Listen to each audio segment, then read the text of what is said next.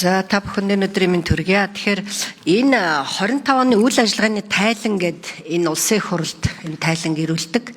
За энэ бол хүний эрхийн үндэсний комиссоос тусдаа ирүүлдэг тайлан байна. Өөрөө яагаад тусдаа ирүүлдэг юм бэ гэхээр энэ өөрөө тусгай статустай ийм байгууллага. Хэрвээ зөвхөн хүний эрхийн үндэсний комиссийн нэг одоо доор нэг байгууллага ч юм уу нэгжүүл энэ тайлан хамт л ирнэ.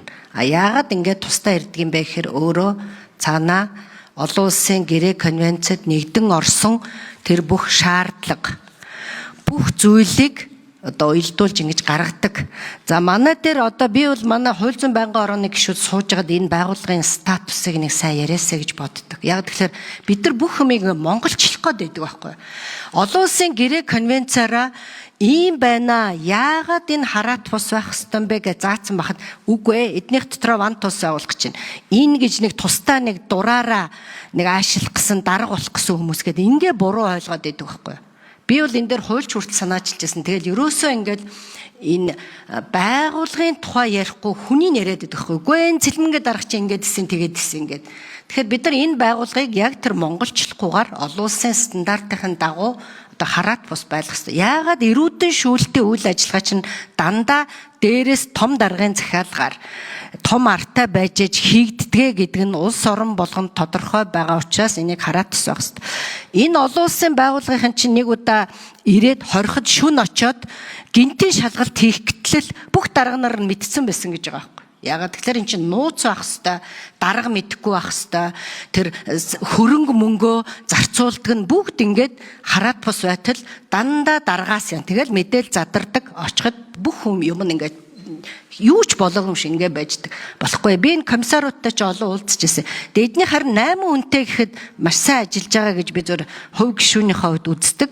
Одоо энэ үндэсний үйл ажиллагаа гэдэг олон газар хийсэн одоо энэ үндэсний үйл ажиллагааг бол сая тулга гишүү асуулаа бид нар цэргийн ангиуд дээр хийхээр одоо би дараагийн 7 хоногт хууль өргөн барих гэж байна.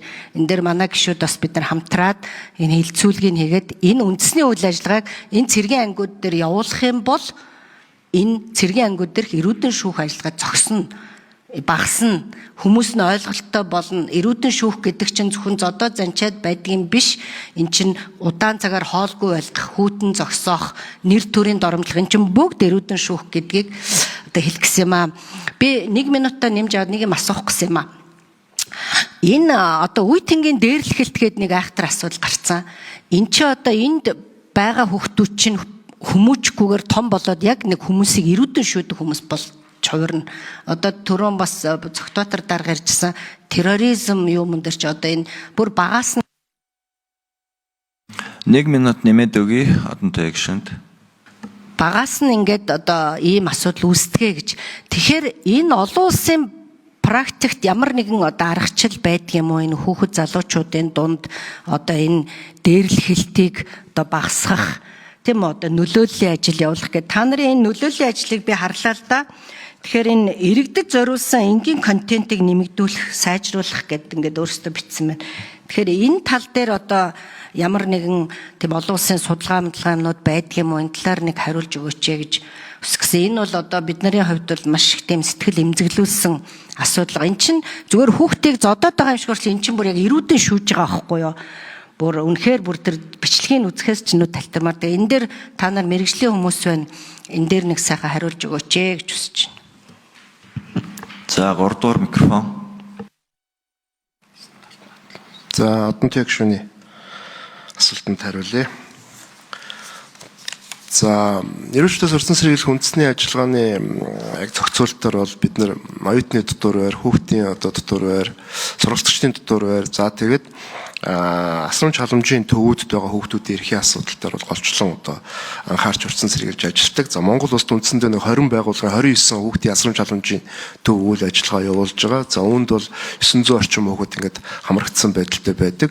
За бид бол өнгөрсөн хугацаанд бол тодорхой үе шаттайгаар бол холбогдох стандартуудыг бол шинжлэх одоо хүний эрхийн одоо зарчимд нийцүүлэх чиглэлээр хамтарч ажиллаж байгаа. За өнгөрсөн онд оюутны дотор байрны стандартыг бол Монгол улс бол дахин шинжилж одоо батлуулж ихтэй сургууль оюутны дотор байрыг бол батлуулж чадсан.